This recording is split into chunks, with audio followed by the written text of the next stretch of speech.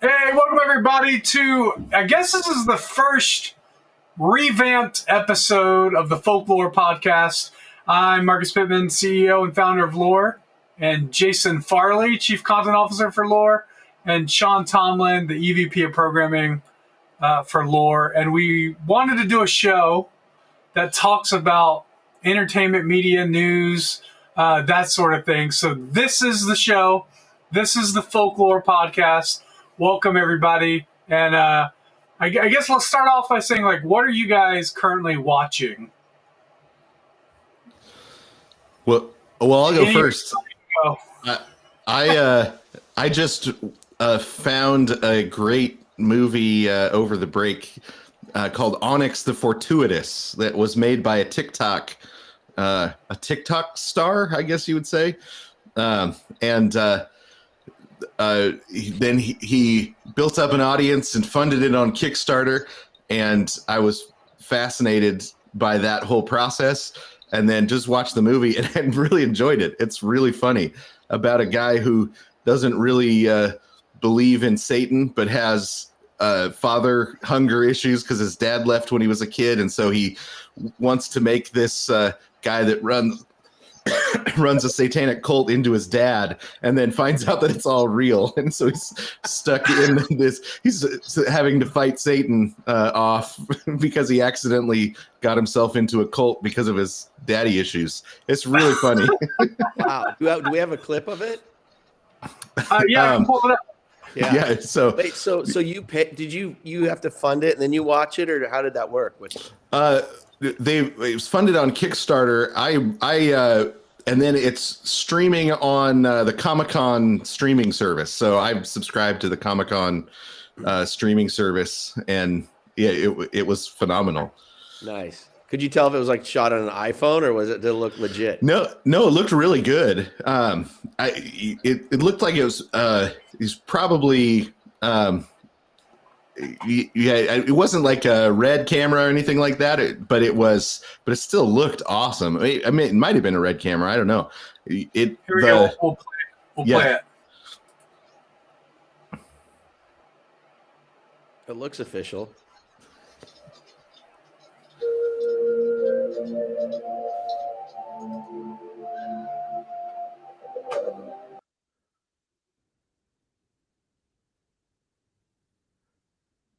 Did we lose the sound?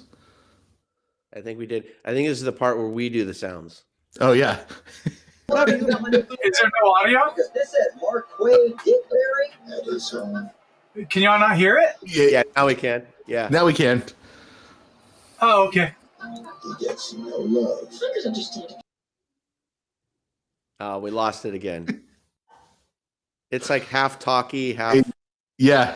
Yeah. So anyway, yeah, it looked good. The writing was good. The acting was hilarious. The sound was way better on the movie. Wow. Okay, so this guy built a following exclusively off of TikTok. Yeah, TikTok and YouTube, and he's just he kind of has a character that he plays, and just drop that character into a screenplay, and it was thoroughly enjoyable. But I just the idea that a guy can turn TikTok into a real feature film, it just makes me think, man, this is a different world than it was 5 years ago. Wow. Hey, we got a note from one of our biggest fans saying that looks like we're picking up from our speaker audio. I wonder if that's me. It's probably me. Probably.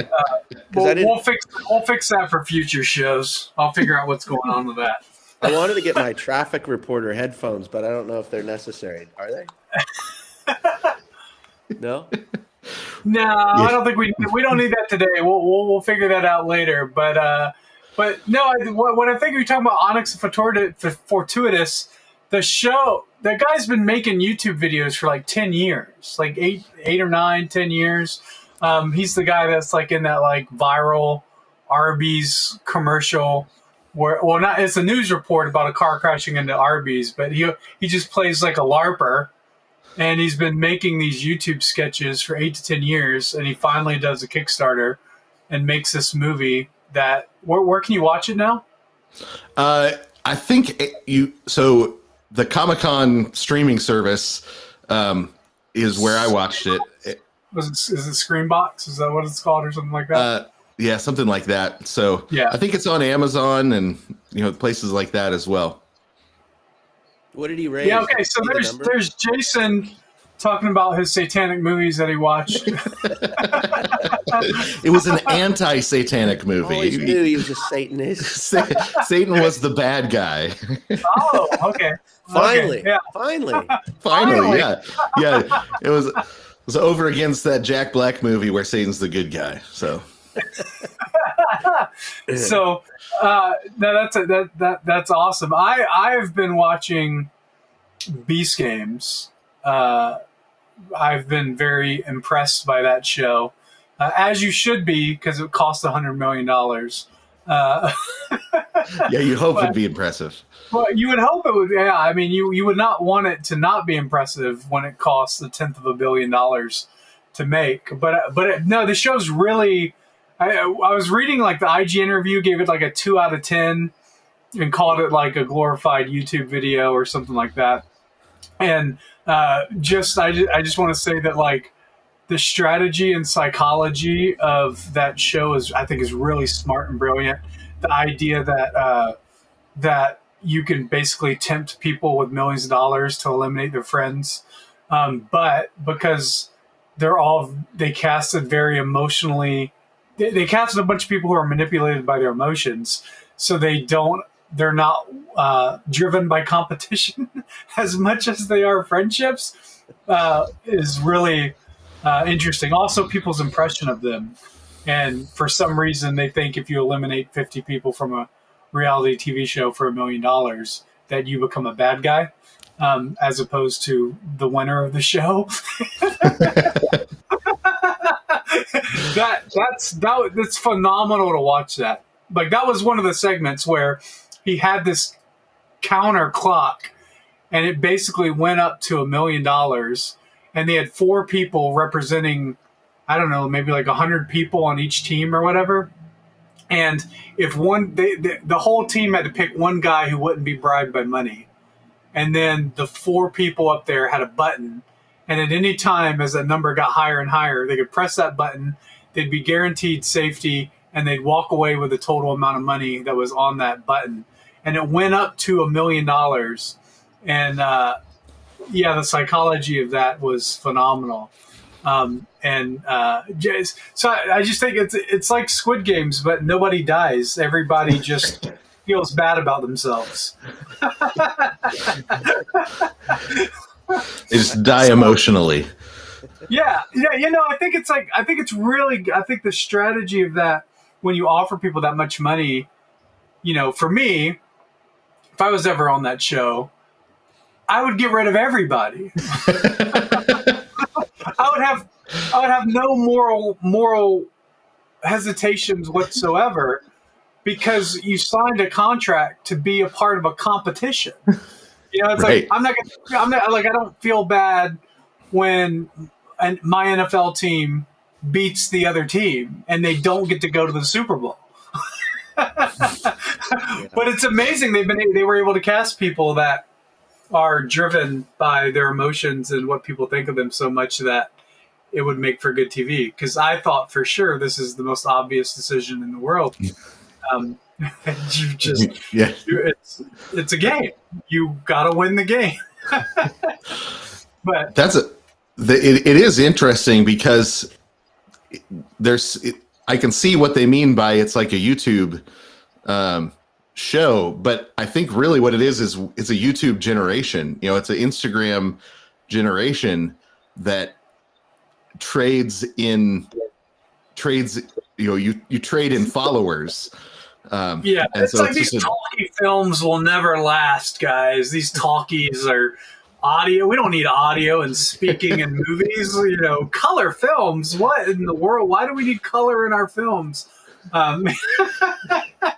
You're exactly right, though. The generation has been trained on YouTube, so to do a feature on an hour long show with Mr. Beast is very interesting because he still brings a lot of that YouTube element in, which I'm actually really curious about because you could tell like Mr. Beast is driven by length of watch time because even in the Amazon Prime show, he's like, and in a few minutes you're going to see this, and in a few, like it's like every 5 to 10 minutes he's telling you to keep watching to the end, and I'm wondering how Amazon, their algorithm uses that in the same way that YouTube does, because we know he's got YouTube figured out.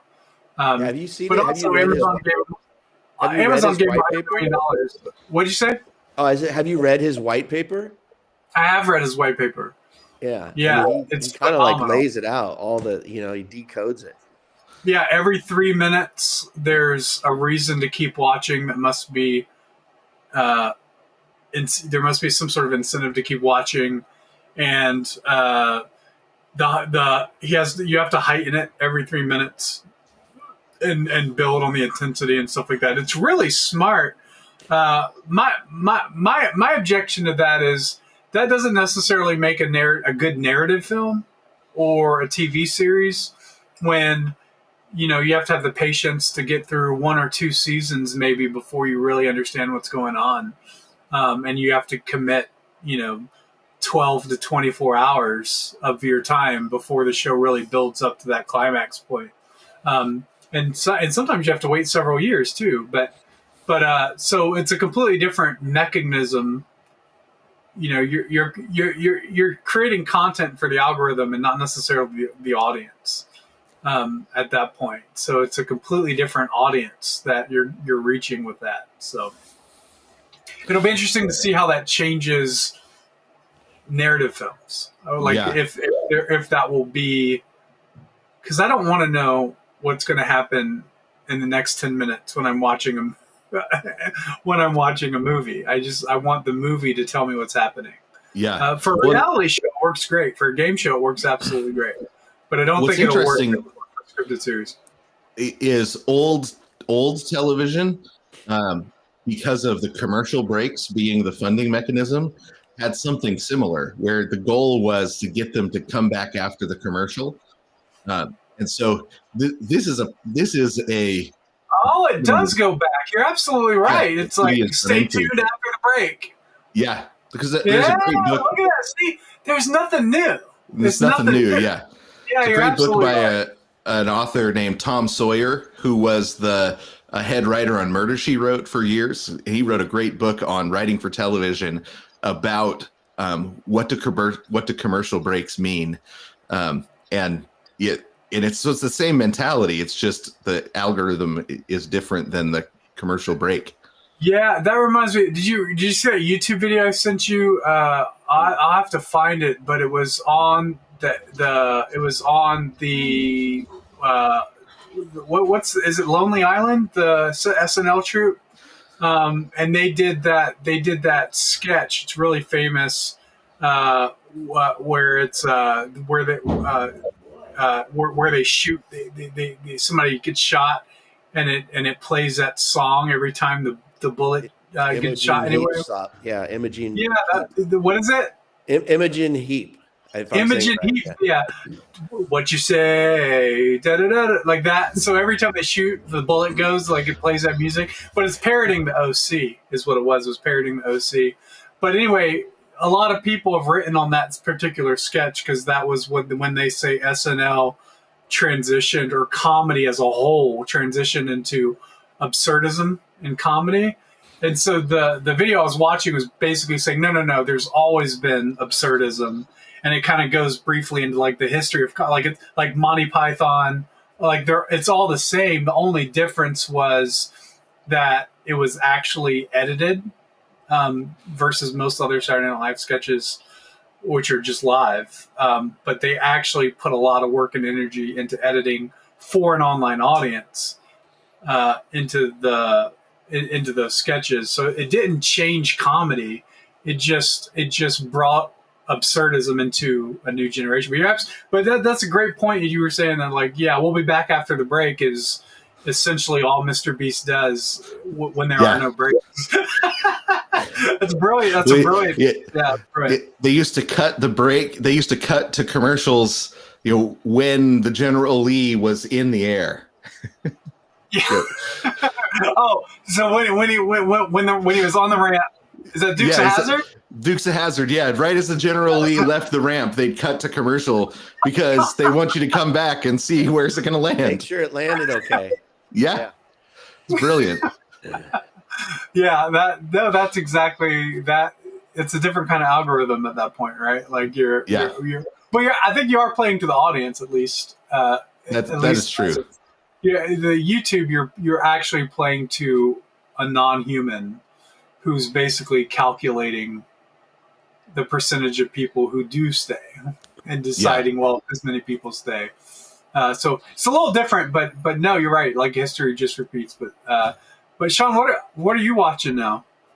Wow, I watched something that was really good and something that, well, this could be controversial. I'll start with one of them and then you guess.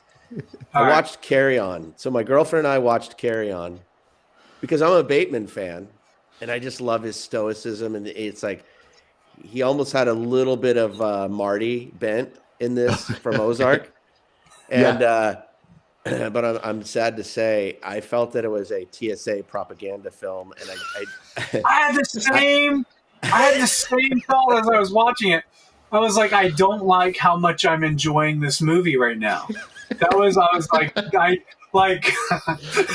you had Stockholm syndrome watching the movie. Yeah, like I'm naturally repulsed by those blue uniforms. Anyway, I have TSA pre-check, which is a government bribe, which is bribing the government to get through faster. There's a few things. I think everyone has to watch it, and somehow I actually made it through it. And it was one of those deals where we were so far invested in it that we felt like, the term in startups is like sunk cost. We already had sunk cost. Right. Yeah. We had to stick it out. And then Annette leans over and she's like, this movie's 2 hours. And she knows how I feel about anything over $1.38. And I'm like, oh no. So I committed, but there are so many, like one is for anyone in the world who's been to LAX, there's always a scene where the Jason Bateman character gets in a scuffle with the main character, and it's this like nice kind of dimly lit, really clean restroom, and there's like plants inside of it. I'm like, what restroom is that at LAX? And then everything about LA, I mean, they make LAX look like some luxurious mall in Fashion Island or something. And I'm like, this thing is so horribly unrealistic, but I don't know, Jason or Marcus, you saw it. What was your take on it? Well, I thought it was a good action movie. I think Jason Bateman. What I liked about it was the character that Jason Bateman played was just evil for the sake of being evil. Like he felt like one of those old 80s, 90s, like Die Hard or like Speed, the movie Speed, where the villain is just a bad guy and there's no redeeming qualities for him. There's no side story that made him a bad guy. It's not Marty Bent. Yeah. He said, and he said he was just saying Marty Bent, and that's the guy from a podcast. Marty, what's his last name? Sorry, not Marty Bent. From what movie? Ozark. I can't remember his last name. I don't remember his last name, but right, Ozark. Yeah. Ozark. Anyways, he's got redeeming qualities. Yeah, there's a reason he's doing it for his family. Even Breaking Bad, he's got a little bit of he started to do it for his family. But we have these villains like this guy. He just says, "Well, no, I do it because they pay me because I can do it." It's like that was so refreshing to see. And what's funny about that though is that I feel like that's also what he was saying in real life. They just paid me so I could do it, and so I did it. Because the whole time I'm watching it, I'm like, Jason's a smart guy and he's doing really big stuff. I'm like, does he have like a nephew that this is his script that he kind of owed someone a favor? I didn't know how. I felt like I could just picture like Jason in the premiere at whatever private screening, and him and his wife just sort of slowly sneaking out the back before the film. That's how you felt about the movie, huh? Yeah, I actually enjoyed it. But I like those. I like those action suspense movies. I'm not there for. It's not. It's not really about the story development and stuff in those films. It's just like it's just a good action flick. I wonder if it was, well, Odenkirk did Nobody. I can do an action movie. You know. Well, he did Ozark, so I mean, well, Ozark, but you had Odenkirk go from Better Call Saul to Nobody. You know, and the joke was Odenkirk as an action hero. So I wonder if Jason was like, I can do an action movie. Odenkirk did one. Yeah, it's interesting though, because you mentioned Bob Odenkirk, who got to start on Mr. Show doing sketch comedy, and that is a phenomenal actor. And then same thing with Jason Bateman's been around for a while, but most notably Arrested Development was a comedy. And he goes from Arrested Development to Ozarks to this action film, and Odenkirk goes from Mr. Show to Better Call Saul, Breaking Bad, and with a stop at SNL along the way. Yeah, Jason, have you watched it yet? Have you watched the film? I haven't seen it yet. No, okay, so I suspected it was a TSA propaganda, so I didn't even start it. So I want to give you a checklist for when you watch the film. I'm sure TSA paid money for that. It's probably paid for by the TSA. I got a checklist for you when you watch it, and everybody watch it. I want you to do a few things. I want you to watch. So the lead is Taron Egerton. Yeah. And he's got the most manicured, perfect hair. It's like Lego hair. And this guy goes through hell and back. I mean, fights. He's falling off buildings. He's getting punched. He's in a shootout. And look at the end scene. And his when the whole movie's over, he's still got this perfectly combed, every hair in the right place, Lego hair. And it's like everyone has just gone through like hell and back, and they just look perfect. Not even a hair's out of place. And then the other thing I'd say for anyone on the planet who's been to LAX, please watch this movie and tell me if you've ever seen any moment like this at LAX. Maybe all of those people have only been on the private side of the airport, so they just don't know what us poors go through. Yeah, they're on the FBO side. Yeah, it's a TSA fan film. Like it is.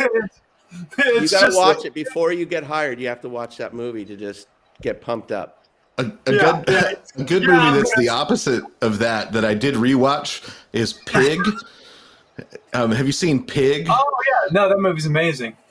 It's Nicolas Cage, and each scene he's more beat up so by the end he's just like completely destroyed. But the movie's amazing. It's about a guy whose pig is stolen, and so he goes on a hunt to get his pig back from the mafia.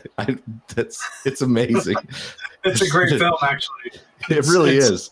It's bizarro John Wick, actually, is what it is. Exactly. That's when you knew that Nicolas Cage's money troubles were done, because he was picking a movie that he wanted instead of a movie that he had to do to pay back the IRS. Because the script's incredible. It's so good.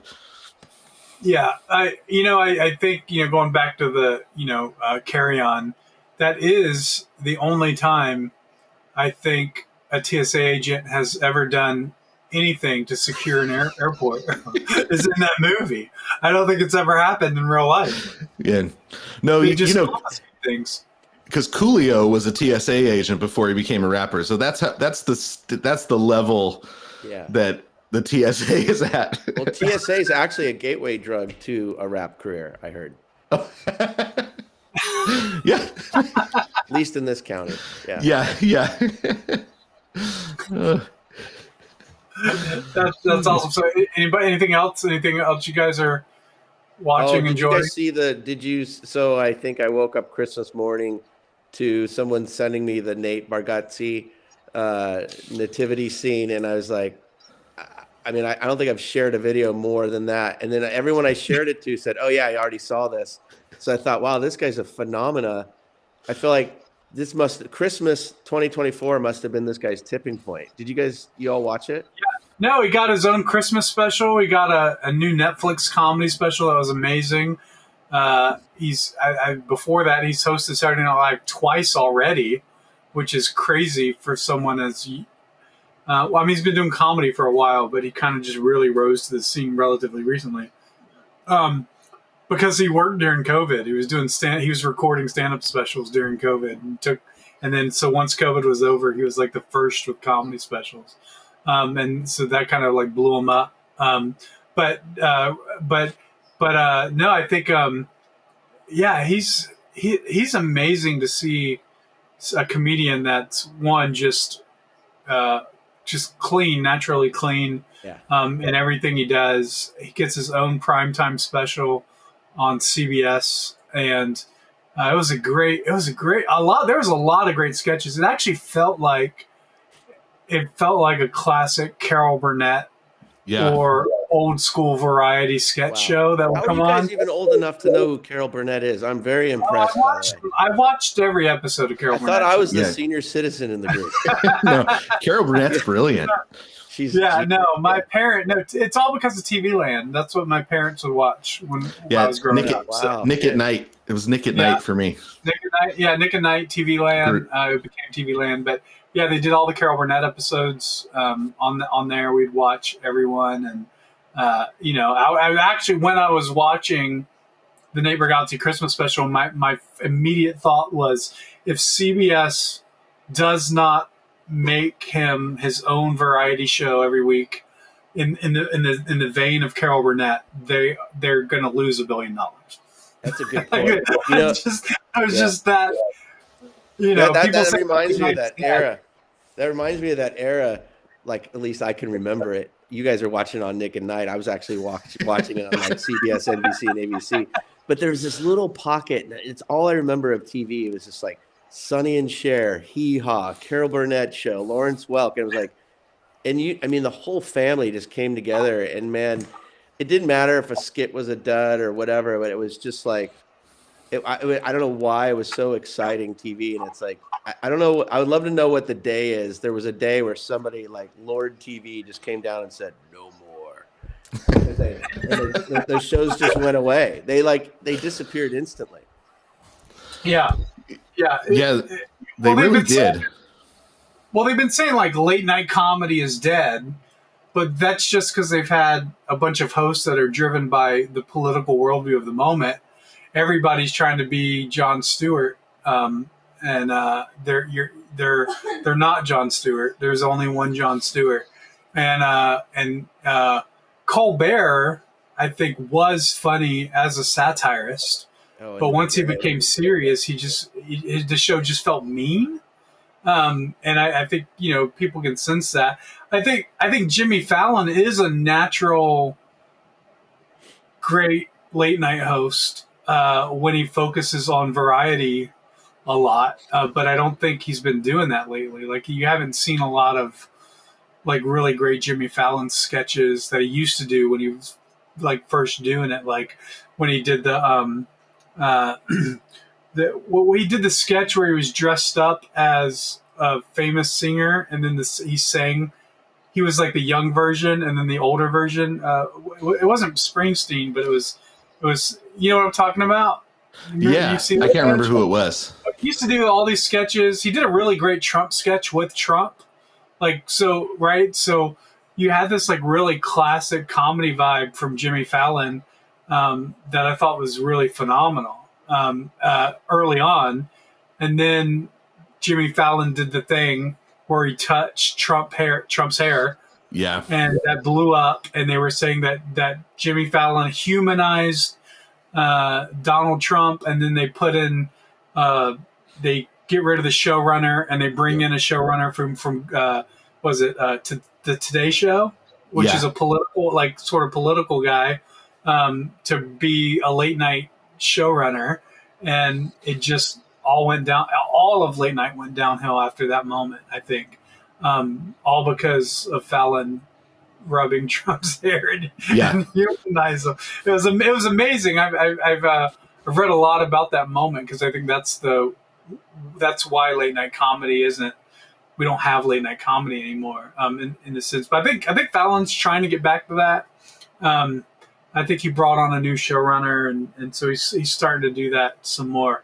But yeah, I mean, I don't think Colbert's ever going to change at this point. Just an angry. Do you remember, Jay? You remember that clip, Jason? We were watching. It was the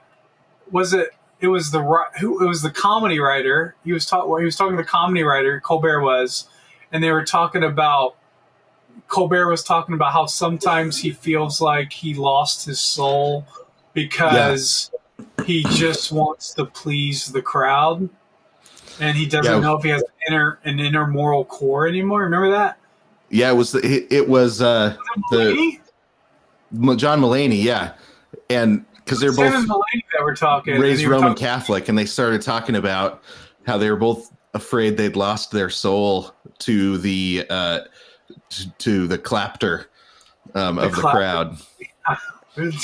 You did. Yeah, you did. Yes, you did. Laughter. That's a good header right there.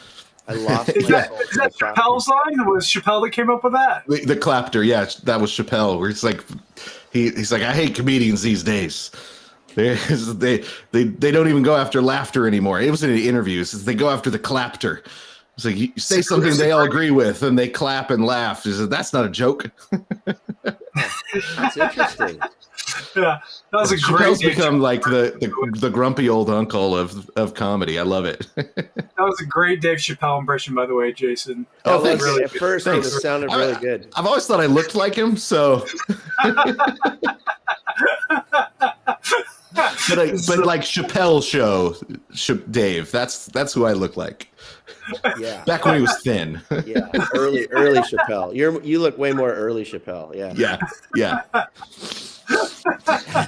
So, all right, let's go. Let's switch gears to some entertainment news.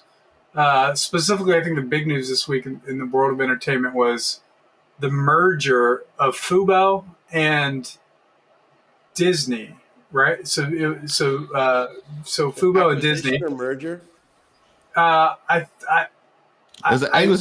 was an acquisition, and then they merged Hulu and Fubo's management teams. Right. Is that right? So the point is Fubo has got pretty exclusive licenses to broadcast online regional games for major sports team, NHL, MLB,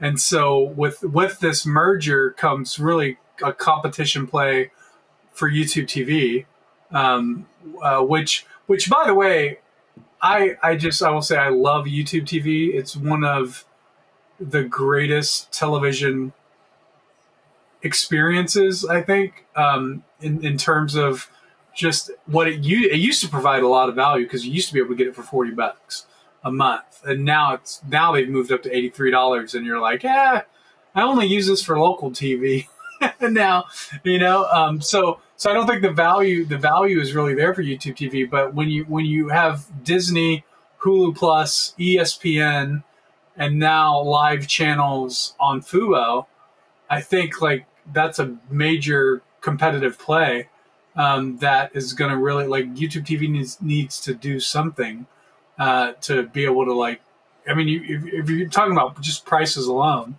and if Fubo keeps the prices at like $80-$90 a month, and you get Disney Plus and Hulu, and with that, that's going to end YouTube TV. Can we do a math experiment at some point and just imagine a world? Let's say you subscribe to every subscription service, like all the ones we know about. What would that dollar amount be per month? I'm going to ask ChatGPT. Okay, I love that. And like, I want everything. I want commercials. Hulu.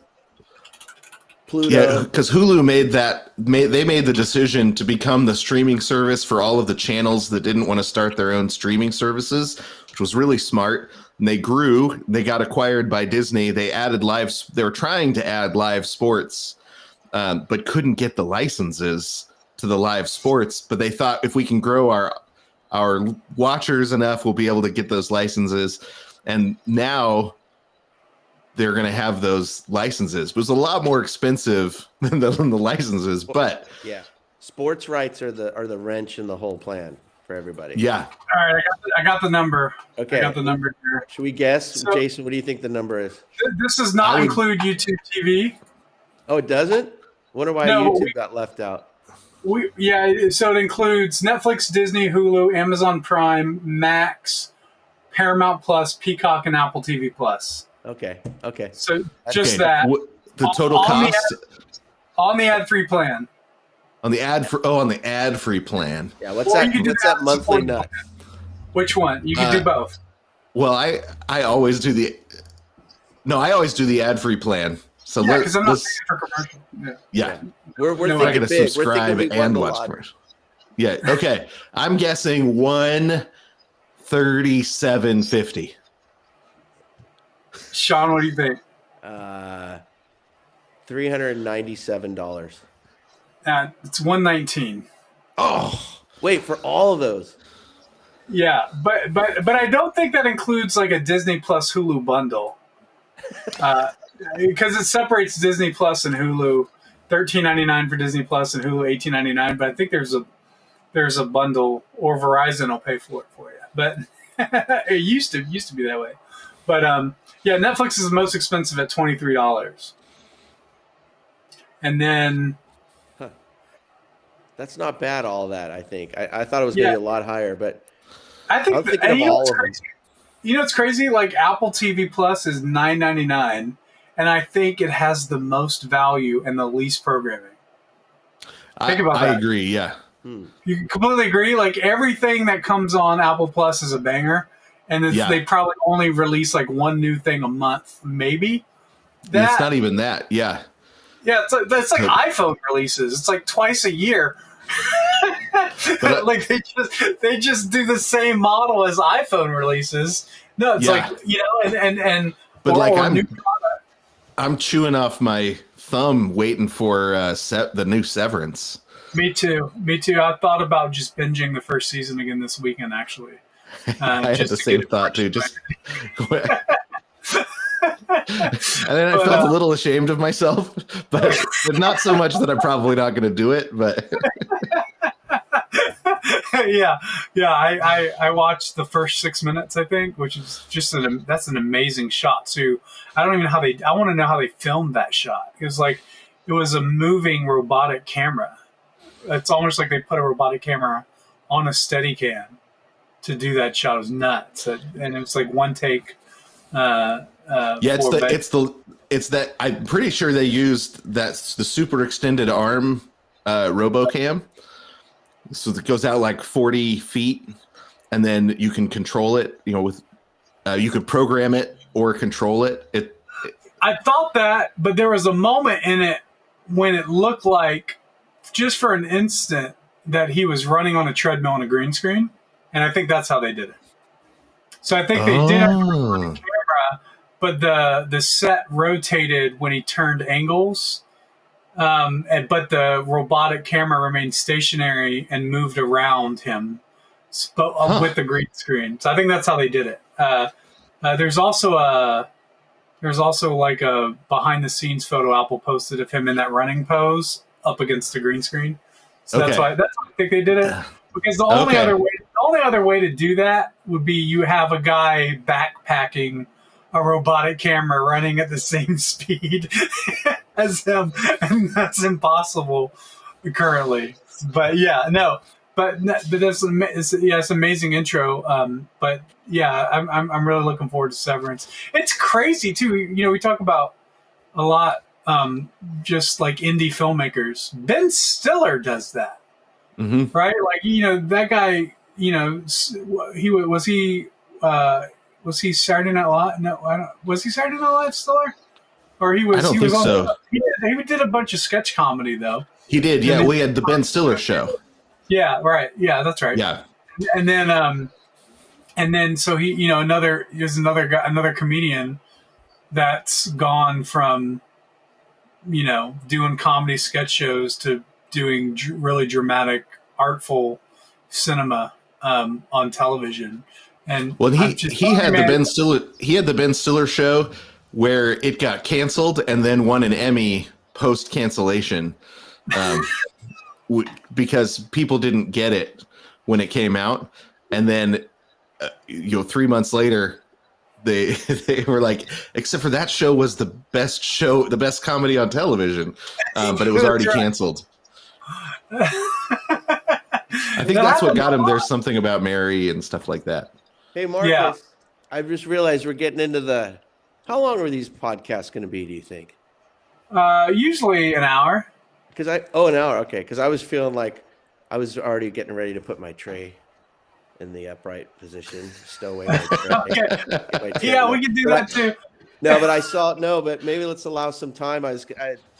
Some people are asking about what is up with Lure TV and new things on the platform. I thought we could pull back the curtain a little bit and well, I think the big thing is the newest episode of the first show on Lore to get funded to a second season and have the first episode of the second season funded is folkLOOR, and that got funded yesterday, right?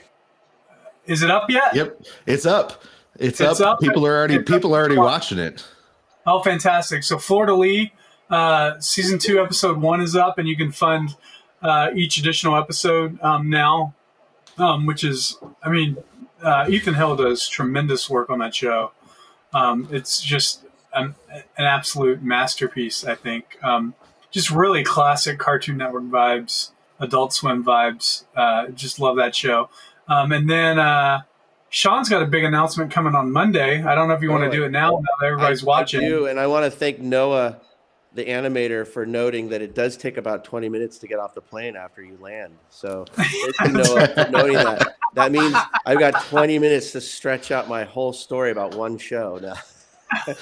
No, so some really exciting news is I won't bore everyone with the whole story, but if anyone knows Nitro Circus, they had a hit series on MTV, and that was a whole group of guys out from Utah, and Travis Pastrana and that whole crew.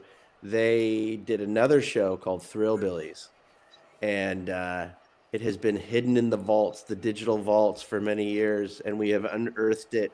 And so we are bringing back to life Thrillbillies, which is I'm not a huge fan of Jackass. I know all those guys. I've worked with them, but I was never really a big fan. It was kind of mean-spirited. It was a little too snarky. Everyone's a little too cool guy. But these guys are just the most lovable backyard buddies that are just pulling all kinds of fun stuff. So we have, in theory, maybe 4 seasons of that. And I think we're going to be launching the pilot episode, the first episode that aired years ago, I think sometime this month. So look out for Thrillbillies, and you'll see some cameos. In fact, if anyone's a fan of Agua Donkeys, which I'm a gigantic fan of Agua Donkeys, if anyone out there has not seen it, please watch it. Just Google it, you'll find it.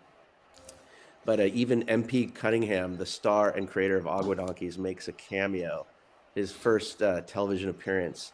It's like an Easter egg hunt, so you have to go find it. But he makes his first appearance in Thrillbillies, so definitely excited about that. That's a big one. That's going to launch Tuesday. That's going to launch on Tuesday, and then so get your gold loot ready for future episodes of Thrillbillies. I'm really excited about that show. It's nice to see shows where men and boys are doing dangerous things and trying to kill themselves in their backyards and stuff. Like we need more content like that for real. It's cool, and it's less pranky. It's a little bit less like they're not trying to. I won't give away too much of it, but it's great. But I would ask anybody who's out there that's a Lure fan, the way we make this possible is that we do have to license these, so we have to pay somebody to do it. So your contributions, your subscriptions, moving your loot, or buying gold loot to those programs helps us do that. So if you end up liking it and you want us to get more on there, that's the way to do it. And we always want your feedback too. So let us know. Whether it's here in the chat room or sending messages to Lure directly. We want to know what you want to see. Yeah, and follow us on X and set an alert for our tweets on X, so when the trailer drops, you can share it. That's really huge too. So, because And that's when, and I think Lore is the only place where you can actually give real feedback to the artists along the way. We have the new version of Esoterra that was edited after he got feedback from the audience. He had a great conversation with the audience, and he just sent a new updated version of the first episode post after it premiered because of conversation with the audience, which is amazing. I don't think anybody else can say that happens. So way better than getting exec notes from a guy who's never lifted a camera or sat in right, exactly, his whole life. Yeah, it does happen. I mean, you get like woke mob. The woke mob will come after a show, and then it gets an edit, and then after it's been released, or you open up some classic show on Disney, and it warns you, be careful, your sensibilities might be offended because they smoke cigars in this episode. Yeah, that's right. That's true. That is true. Yeah, but I think Lore is the only platform that allows for the audience and the subscriber to actually have some sort of say and influence with the content as it's being made, because the audience is actually paying for it. Right? They're actually making the decisions with their own money. So it's really cool to see that sort of culture come up within our subscribers at Lore TV. And if you don't know what we're talking about, you should subscribe to Lore TV and fun shows every week and find out who the artists are and follow them on X and on their social media platforms and support their work. So that's really what we're trying to do, is just make this indie underground art house for a new conservative media or new media. And so, just really excited about that. All the stuff that's going on with Lore, and more to come in the future. A lot more to come. So, yeah, and anybody else? There's one other. We're also going to launch, kind of like handpicked by Lore. So we're going to look at some of our favorite videos, clips, things that are out there, whether it's YouTube or TikTok, and kind of present that on a regular basis. But that's going to be another opportunity for fans to get involved and give us your suggestions. So if there's something out there that you're like, wow, you got to see this short film this kid made in Poland or whatever, or Korea, let us know, because we'd like to start spotlighting some of the best on the web. Yeah. Jason, you want to answer that question? Yeah. So John Croft from the excellent podcast Cultural Warfare, he says, I heard you guys might work to speed up funding by allowing lump sum funding without signing up for a regular subscription. And that has gone live. You don't need a subscription to be able to fund a show you like. So you can go on there and dump gold loot on a show without subscribing, that you will subscribe once it funds, but you're ready to fund it now. So we've had some people come in and drop some money on some shows. We've got Subclass is almost funded. Its pilot's almost funded. Esoterra season episode 2 is almost funded. We've got folks that are coming in and dropping some lump sums on a particular show, and that's exciting. And that's just because our programmers are wizards. The guys building our website are amazing. That we ask for something and they say, yeah, I can do that, and they go over and they build us some new user opportunity. So excited about that one.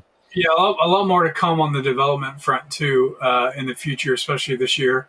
I would just say so. So the difference is if you sign up for a monthly subscription for $14 a month, you get to watch everything, and then every week as part of your subscription, you get loot to spend.